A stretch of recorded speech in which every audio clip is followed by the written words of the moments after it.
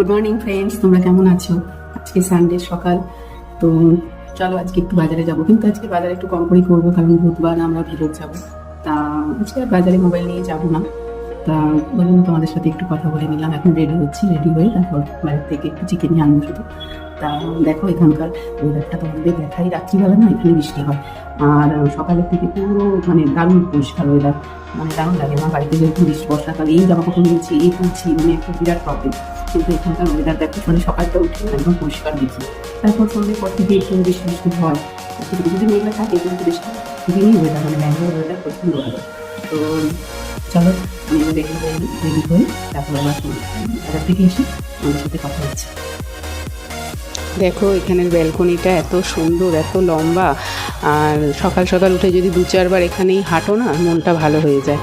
আমাদের ওখানে যেমন ব্যালকনিগুলো মানে ভেতর দিয়ে, এটা বাইরে দিয়ে, এখানে চুরি টুরি হয় না, তো ওই জন্য এরকম সবার বাড়িতেই দেখি লম্বা লম্বা ব্যালকনি। তো আমার এটা এখানে খুব ভালো লাগে। ঘর একটা হলেও মানে বাইরেটা বেশ হাঁটা যায় অনেকটা, নিচে নামতে হয় না। তো যাই হোক, এবার চলে এলাম। দেখো একটু সাজুগুজু করে নিচ্ছি, সানস্ক্রিন লোশন লাগিয়ে নিলাম। লাগিয়ে আমার বেশি কিছু সাজতে লাগে না, শর্ট করে ড্রেসটা পরি আর একটু সানস্ক্রিন লোশন লাগিয়ে আর একটু বেসিন ঠোঁটে দিয়ে চলে যাই। তা আগে জানো তো, আমার বাজারে বেরোতে করতে আমার একদম চাইতাম না। বিয়ের আগে টুকটাক করতাম, মা বলতো বাজার করে নিয়ে আয় কলেজ থেকে আসার সময়, কিন্তু তখন আনতাম। কিন্তু বিয়ের পরে তখন বরই করতো সব কিছু, আমি করতে চাইতাম না। মানে ড্রেস পরতে হবে, আবার বেরোতে হবে, তো ছেলেকে কলেজে দিয়ে বলতো নিয়ে এসো, তা আমি বলতাম না তুমিই নিয়ে এসো। তো বলে না যে তখন ইচ্ছা করতো না করতে, কিন্তু এখন আমাকে সবই নিজেকে চিন্তা করে বাজার দোকান সব কিছু করতে হয়। ছেলে তো অত কিছু করতে চায় না, বললে পারে এনে দেয় এক এক সময়, কিন্তু বেশিরভাগটাই আমারই দায়িত্ব। বাজার করে আনা, গোছানো, মানে সবটাই আমারই দায়িত্ব। তো স্বামী থাকলে তাও স্বামীর ওপর জোর করা যায়, ছেলের ওপর তো পড়াশোনা করছে, ওই বা কত করবে। তখন মনে করি আমিই করি, আমিও তো বসে থাকি। কিন্তু এক এক সময় মনে হয় বর থাকলে বললে হয়তো এটা করে দিত, ওটা করে দিত, এটা এনে দাও, ওটা এনে দাও। কিন্তু ওই পরিস্থিতি মানুষকে সব কিছুই শিখিয়ে দেয়, আর কি বলবো। তো সেটাই আমাকে পরিস্থিতি শিখিয়ে দিয়েছে। আজ আমি অনেকটাই স্বাবলম্বী। হ্যাঁ, আগে পরনির্ভরশীল বেশি ছিলাম, তো এখন নিজেকেই করতে হয়। দেখো আর একটা নতুন মাছের বাজারের খবর পেয়েছি। মানুষের সাথে কথা বললে না অনেক কিছু জানা যায়, জানো।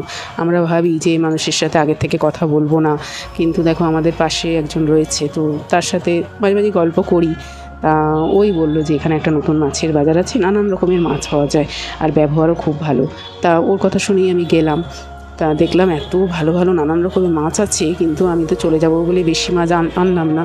তো আমি শুধু চিংড়িটাই আনলাম, কারণ আজ রবিবার, আর সোমবারটা আমার মাছ হবে, আর মঙ্গলবার আমার নিরামিষ, বুধবার আমি চলে যাচ্ছি। তো ওই জন্য আমি ভাবলাম কি যে একটু চিকেনই নিয়ে যাই। কিন্তু দেখো এখানে চিকেন নিলাম, আমি বললাম একটু ছোটো ছোটো করে কাটতে, চিলি চিকেন করবো, তো একদম টুকরো টুকরো করে দিয়েছে।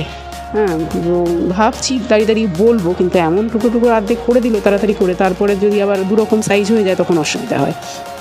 তাই কেটে দিল। তো ওদের কাটা পছন্দ হয় না, আর এরকমও তো না আমি যে এনে কাটবো সেটাও আমার পক্ষে সম্ভব না, আমাকে কেটেই আনতে হবে। তো যাই হোক, অনেকটাই চিকেন নেওয়া হয়ে গেল, বেশি হয়ে গেল, এতটা মানে আমার শেষ করতে হবে তাড়াতাড়ি করে।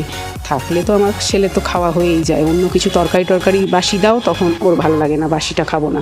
তুমি চিকেন, মাটন, তারপর পনির, এগুলো বাসি থাকলে এগুলো খুশি মনে খেয়ে নেয়। তো যে দেখো চিলি চিকেন করবো আজকে, আর ফ্রাইড রাইস করবো, মানে সবজিগুলো শেষ করতে হবে, তার জন্য চিলি চিকেনটা মাখিয়ে রেখে দিলাম সব কিছু দিয়ে। তাই এটা তো তোমরা সবাই জানো, আমি আগে দেখিয়েছি, তো এটা আর কিছু বললাম না। ওই জন্য চিলি চিকেনের যা যা আইটেম হয় সব দিয়ে। আর সোয়া সসটা আমার কাছে নেই, সোয়া সসটা না যখনই আনি সে অনেক দিন থেকে যায়, কেমন একটা গন্ধ বেরোয়। সোয়া সসের একটা যেরকম মানে নিজস্ব গন্ধ আছে, সেটা পছন্দ না। তা ওই জন্য আমার এখন নেই, আমি যা যা আছে তাই দিয়েই করে নিলাম। তারপর দেখো আটা ময়দা মাখা ছিল, তো দুটো 4টে পরোটা, ছেলের দুটো আমার দুটো, আর চানার তরকারিও আগের দিন ছিল, তার জন্য আমার আজকে সুবিধে হয়েছে, মানে ব্রেকফাস্টটা এসেই তাড়াতাড়ি করে নিলাম। তার দুজনে মিলে নিয়ে বসে পড়লাম ব্রেকফাস্ট। ছেলেকে তাই বসে বসে বলছি যে দেখ একটু তুইও বাজার টাজার কর, একটু শেখ। বলে না, আমার শেখার দরকার নেই, আমি সব অনলাইনে অর্ডার করে দেবো। বলছি অনলাইনে অর্ডার করা আর গিয়ে দেখে কেনার মধ্যে পার্থক্য আছে, তার একটা আলাদা মজা। কিন্তু ওদের তো এখনকার দিনের বাচ্চা কাচ্চা এখন সব রেডিমেড পছন্দ করে, যে বাজারে ঘুরবো কষ্ট করবো এগুলো আর এরা পছন্দ করে না। তো যাই হোক, আবার ওর সাথে একটু গল্প টল্প করে এর মাঝে ঘর টর ঝাড় দিয়েছি, পরিষ্কার করেছি, বাসন মেজেছি। একবার ব্রেকফাস্ট খেলেই তো এত বাসন হয়ে যায়, তো আমার 3-4বার করে বাসন ধোয়া পড়ে।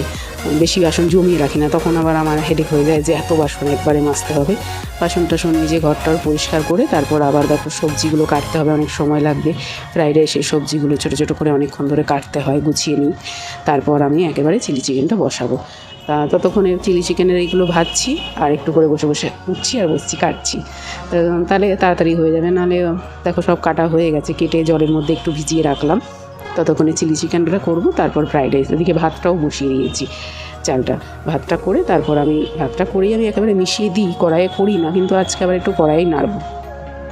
তা ছেলেকে তাই বলছি যে তোর একটা বন্ধু, ও বললো মা বন্ধুর সাথে সন্ধ্যাবেলায় খেতে যাবো। তা আমি বললাম তাহলে ওকে বলে দিতে পারতিস, ও আমার বাড়িতে খেয়ে নিত সকালে দুপুরবেলায়।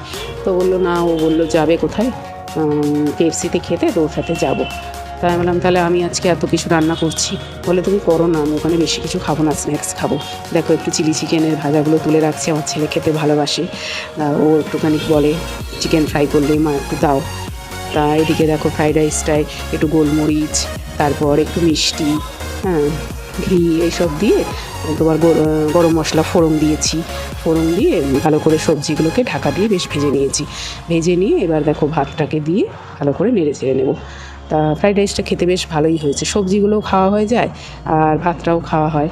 তা ওই জন্য আমি মাঝে মাঝেই সবজি যখন দেখি বেঁচে আছে বেশি, গাজর বিনস তো বেশি দিন শুকিয়ে যায়, তখন আমি এরকম ফ্রাইড রাইস বা একটা মিক্সড ভেজ সবজি এগুলো শেষ করার জন্য করে নিই, শেষ হয়ে যায়। দেখো আবার বাসন মানে এক একবার করছি আর এক একটা দেখো জল হয়ে না গড়িয়ে একদম গ্যাসের কোনা দিয়ে চলে আসে, এই একটা এখানে অসুবিধা। নাহলে এমনি গ্যাসের টেবিলটা চওড়া, এত কাজ করতে সুবিধা হয়। এরপরে দেখো চান করেছি, সব করেছি, তারপর দুজনে মিলে মা ছেলেতে খেতে বসেছি। যেখানটা একটুখানি শুকনো হয়েছে, তো আর কি, চলো আমরা খাওয়া দাওয়া করে নিই। এই অবধি ব্লগটা করলাম, ভালো লাগলে লাইক কমেন্ট শেয়ার করো। আমি আরও ভালো ভালো ব্লগ নিয়ে চেষ্টা করব তোমাদের কাছে আসার। আর কি, থ্যাংক ইউ, বাই।